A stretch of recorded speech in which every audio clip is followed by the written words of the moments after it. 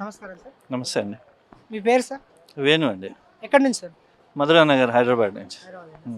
ఇప్పుడు మన దగ్గర ఎంపీ ఎలక్షన్స్ ఉన్నాయి కదా సార్, దాని గురించి అని చెప్పేసి ఇప్పుడు ప్రతి ఒక్కరి దగ్గర సర్వే చేస్తున్నాం సార్. ఓటు హక్కు ప్రతి ఒక్కరు వినియోగించుకోవాలనే ఉద్దేశంతో సర్వే చేస్తున్నాం సార్. మీరు కూడా ఏమన్నా చెప్పాలనుకుంటే దాని గురించి చెప్పండి. అవునండి, ఇది భారత రాజ్యాంగం ప్రకారం ప్రతి పౌరుడి హక్కు ఓటు ఉపయోగించుకొని సరైన కాన్స్టిట్యూషన్ ప్రకారం గవర్నమెంట్ని ఎన్నికించుకొని కరెక్ట్గా మన గవర్నెన్స్ కరెక్ట్గా చేసే వాళ్ళని మనం ఎంచుకోవటం అనేది కరెక్ట్ పద్ధతి. సో కాబట్టి వాళ్ళు మనం చేసేయాల్సిన మన ప్రథమైన హక్కు ఇది ఉపయోగించుకోకుండా ఉండకూడదు. 100% ఇది మనం ఉపయోగించుకోవాలి.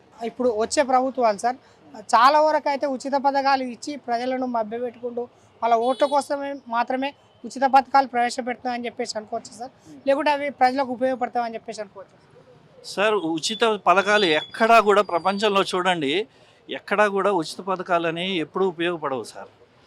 ఉపయోగపడేది ఏంటంటే వాళ్ళకి పనిచేసే విధానాన్ని చూపించి వాళ్ళని పనిచేసే ట్రాక్లో పెడితే వాళ్ళు సొంతగా సంపాదించుకునే విధానాన్ని చూపించాలి, కానీ ఉచిత పథకాలు ఇచ్చేది అనేది కరెక్ట్ కాదు ఎప్పటికైనా. కానీ తెలంగాణలో కాంగ్రెస్ ప్రభుత్వం ఏర్పడి 5 నెలలు అయింది సార్.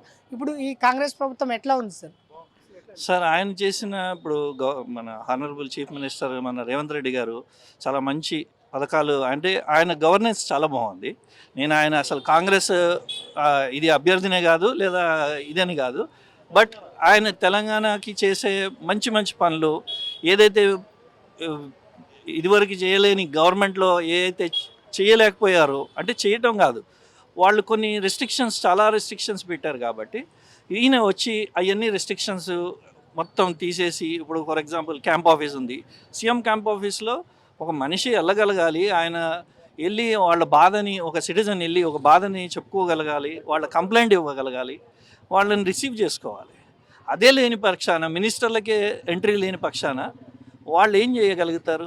అది మంచి పని చేశారు. అట్లా చాలా మొత్తం అన్ని పథకాలని ఆయన భలే బాగా ఇదిగా వెరిఫై చేస్తున్నారు, రెక్టిఫై చేస్తున్నారు, అంటే గుడ్ గవర్నెన్స్ చేస్తున్నారు 100%. ఈ గవర్నెన్స్ వల్ల దీనికి ఏమైనా ప్లస్ అయ్యే అవకాశాలు ఉన్నాయి సార్? ఈ లోక్సభ ఎన్నికల్లో ఓట్లు ఏమైనా ప్లస్ అయ్యే అవకాశాలు ఉన్నాయని చెప్పుకోవచ్చు?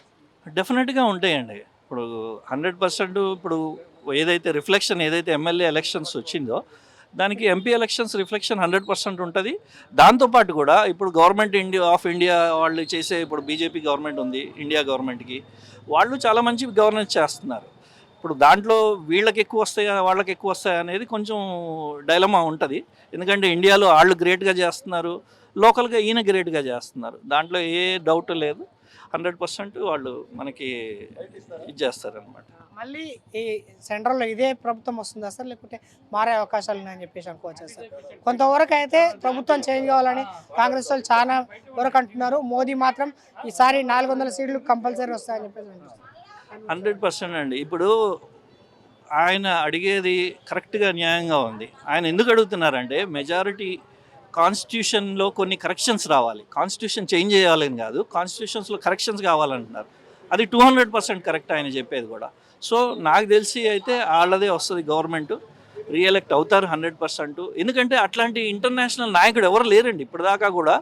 మనకి ప్రస్తుతానికి ఇండియాకి వచ్చిన ఎలవెన్స్ కానీ, ఇండియాలో వరల్డ్ వైడ్ ఉన్న అపియరెన్స్ కానీ, వచ్చిన చరిష్మా కానీ మొత్తం అంతా మోడీ గారి మూలన వచ్చింది.